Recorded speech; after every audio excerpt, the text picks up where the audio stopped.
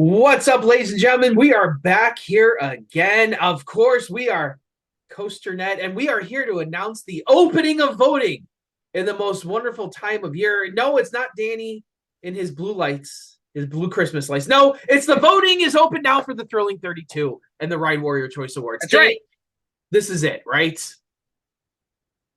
This is it. We're getting into that time of year, and voting opened about a month ago now, but we're getting around to doing a show. We like to do a show kind of in the middle of the voting period. Voting goes through the end of the year.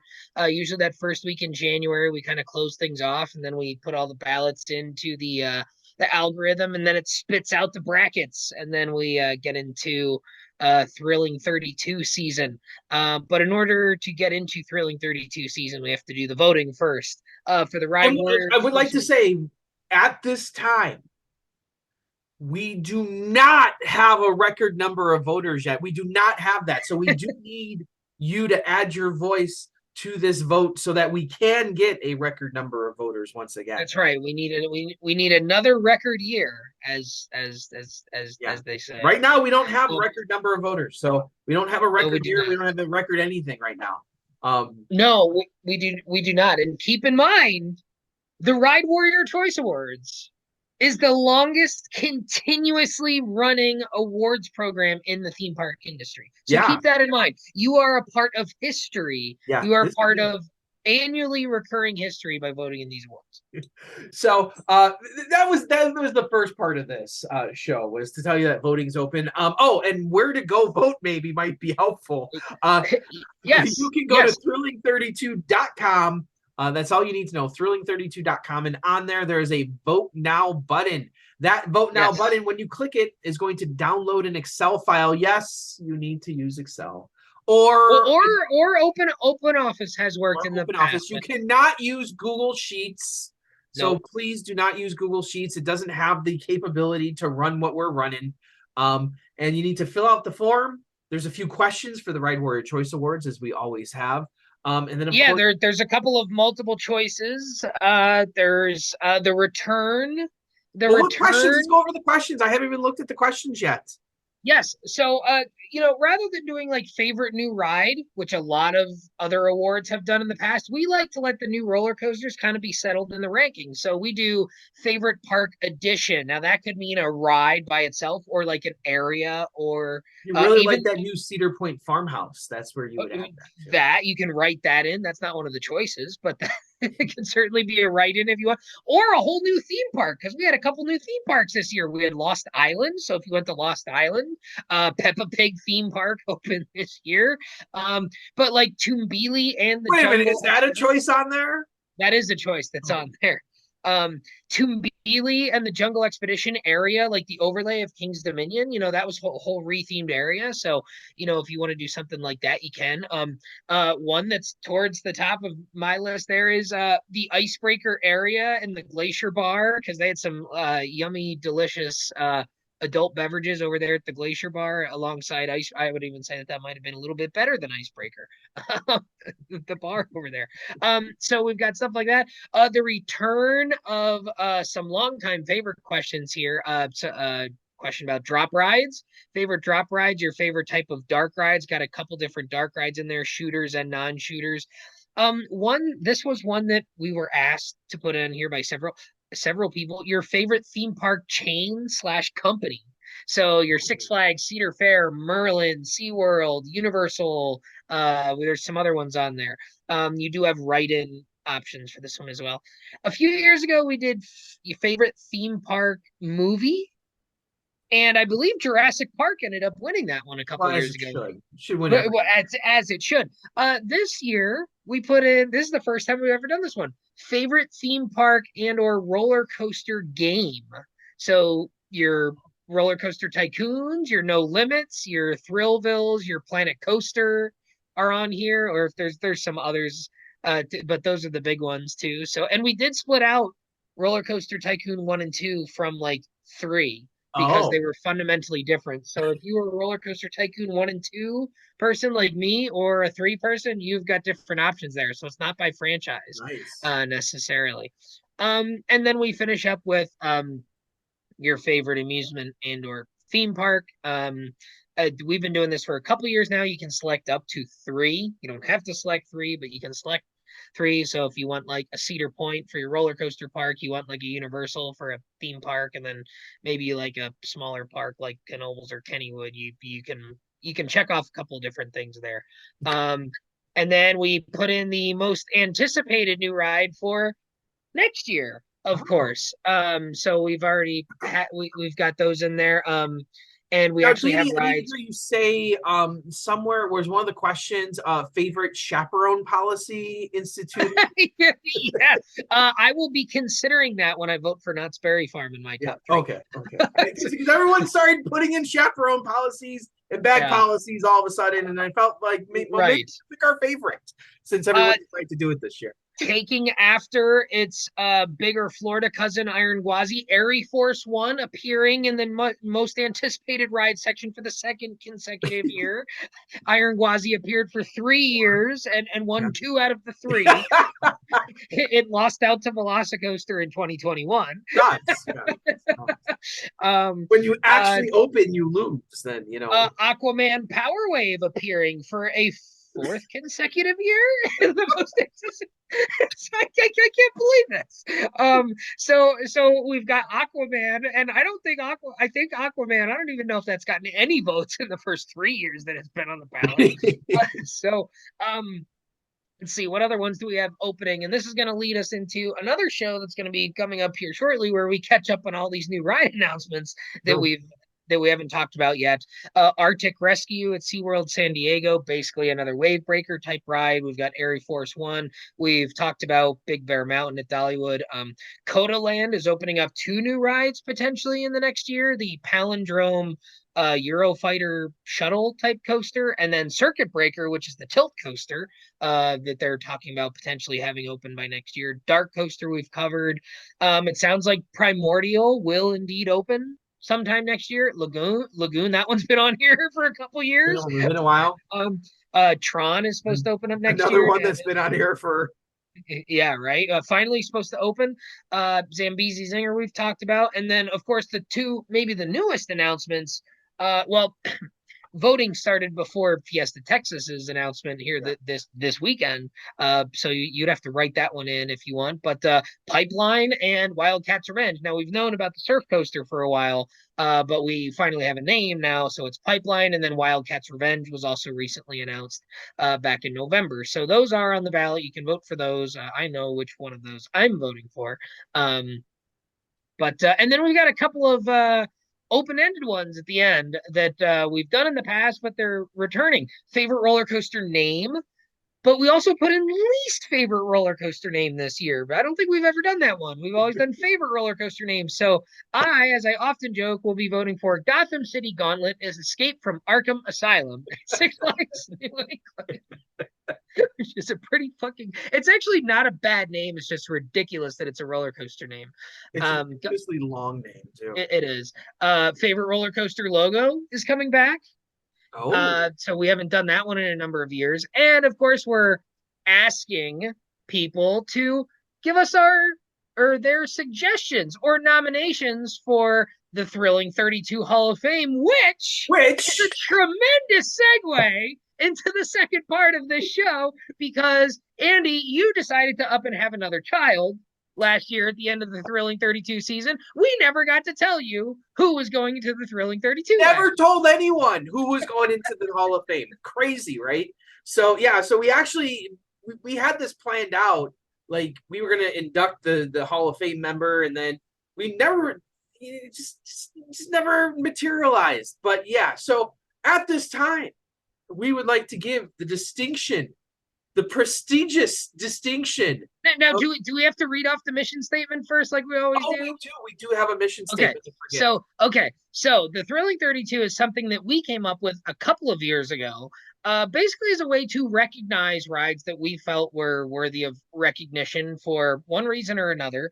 And it didn't necessarily have to be the best, or it didn't necessarily have to be okay, the Voyage has won, the last however many years, or Steel Vengeance won, so many years. So, that's a Hall of Famer. The Thrilling 32 Hall of Fame aims to highlight those roller coasters operating or defunct that are deserving of special recognition for having a lasting impact on the amusement industry as selected by the Thrilling 32 Foundation. That is you, that is me.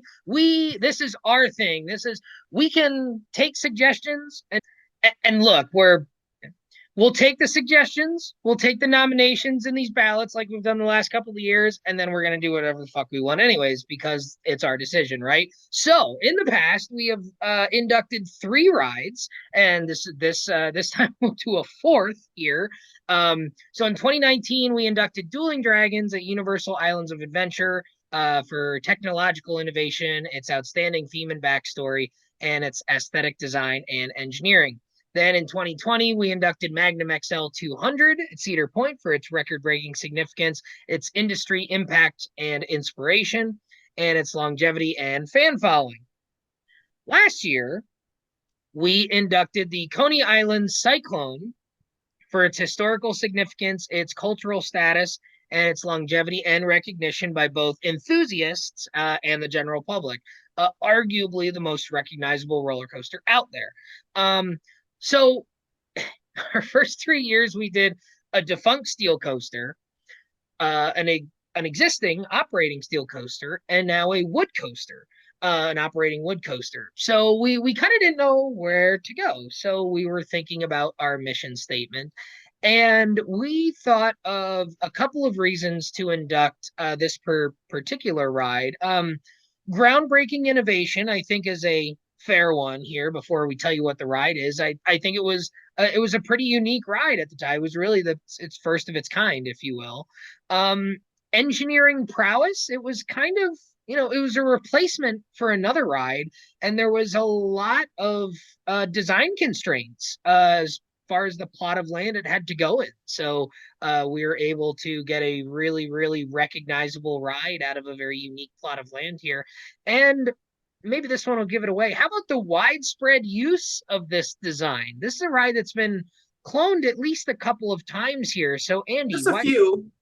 why don't you tell us what the fourth inductee ever into the Thrilling 32 Hall of Fame is? Well, it's my favorite style of ride too. I love these rides.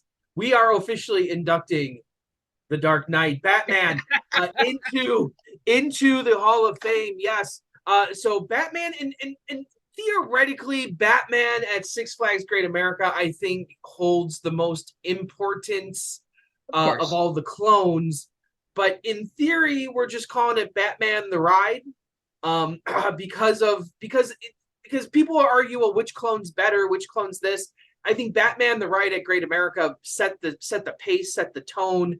Sure. And then all those clones afterwards were just as good. I know when I'm filling out my ballot, I usually only rank the one at Great America because it's the first one. I find a really hard time, is it better to turn left or turn right out of the station? Like I find a real hard time distinguishing between those experiences as some of us do.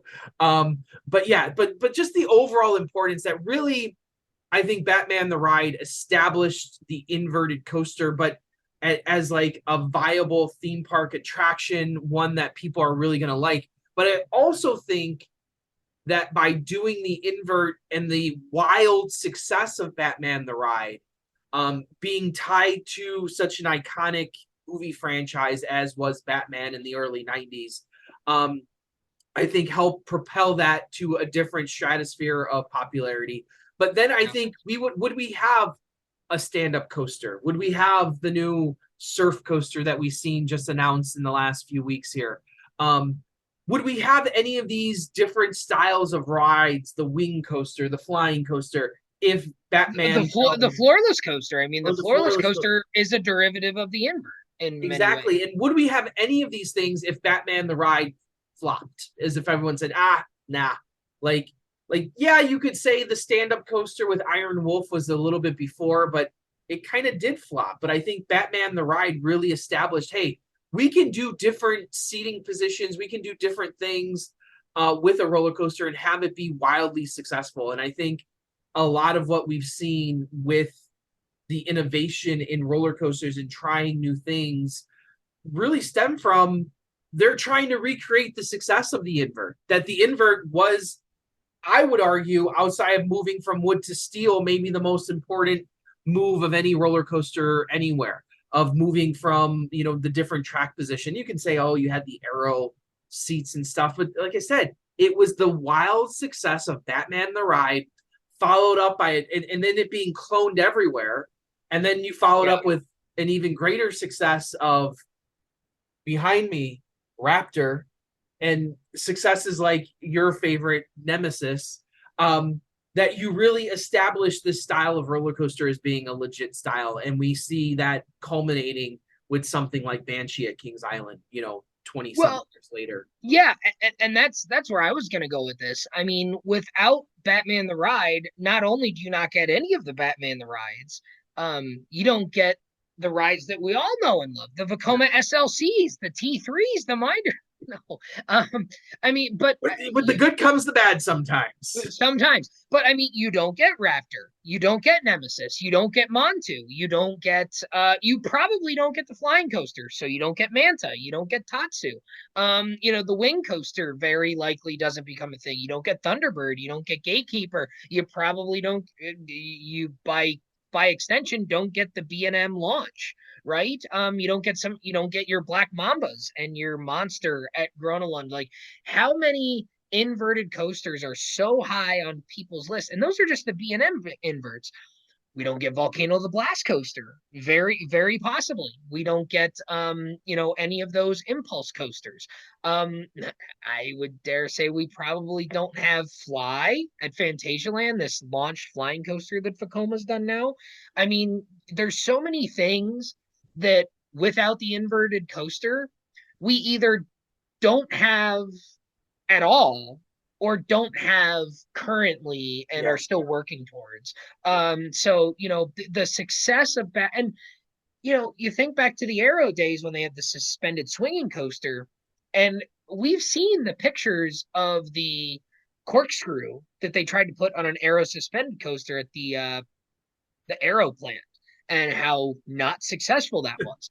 It's not like nobody ever tried to do a hanging style coaster that went upside down.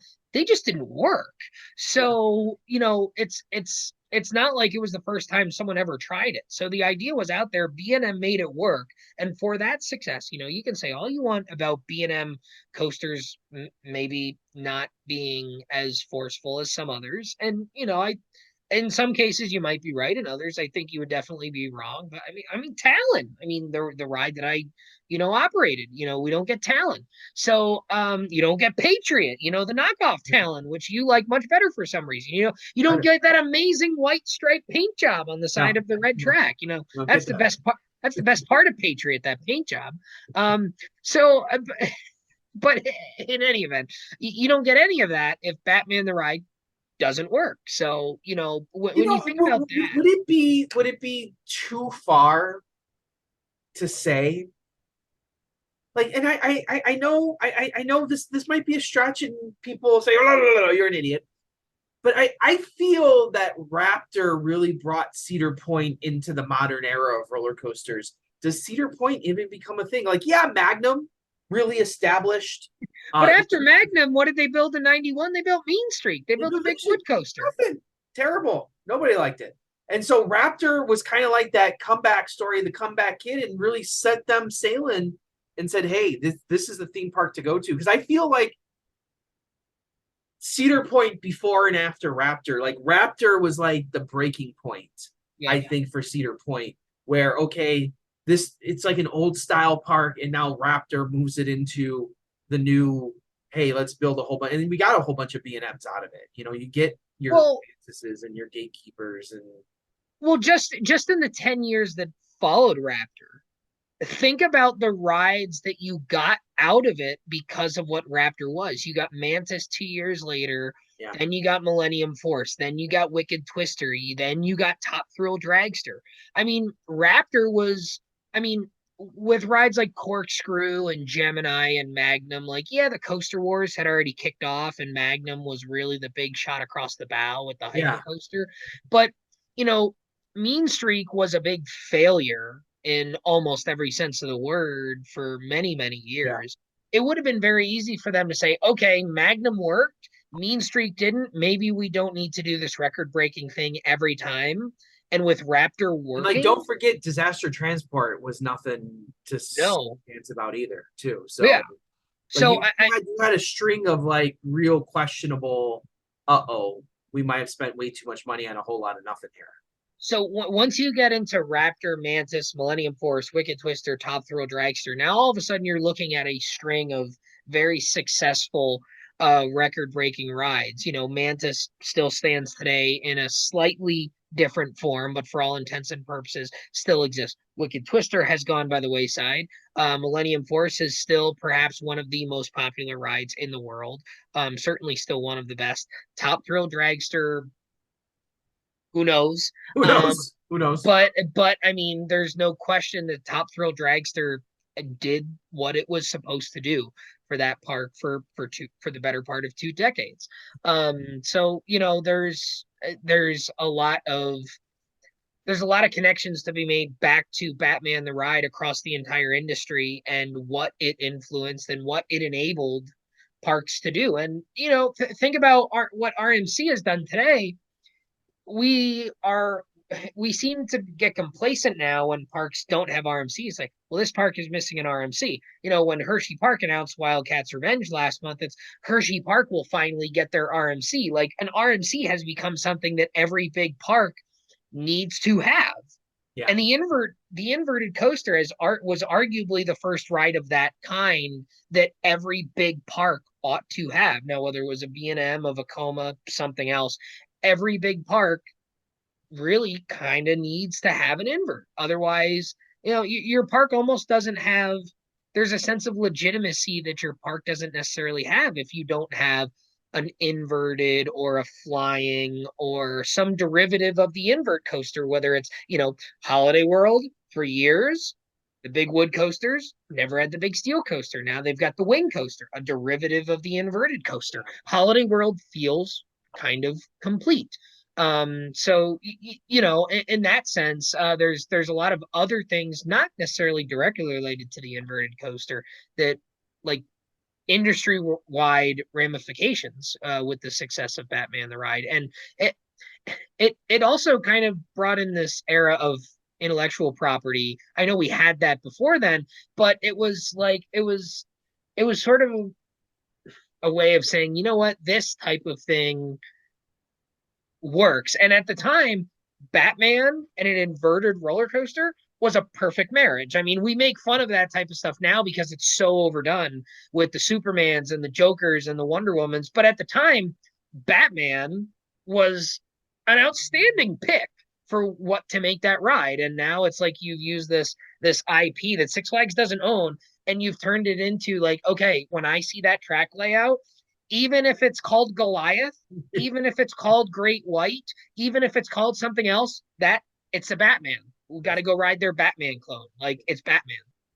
Yeah, for sure. So I'm happy to announce that Batman, and I've chosen, he's going to go into our. We do have all the other figures back there. So we got the Dueling Dragons, we got Cyclone and Magnum. So now Batman will go match up with them back there and be placed into a center of prestige amongst coasters, only among four, but now two inverts, so, or three depending on how you count it. Well, yeah, three B&M inverts. So we've got to figure something else out here now. So as always, to recap here, make sure you go vote. Thrilling32.com.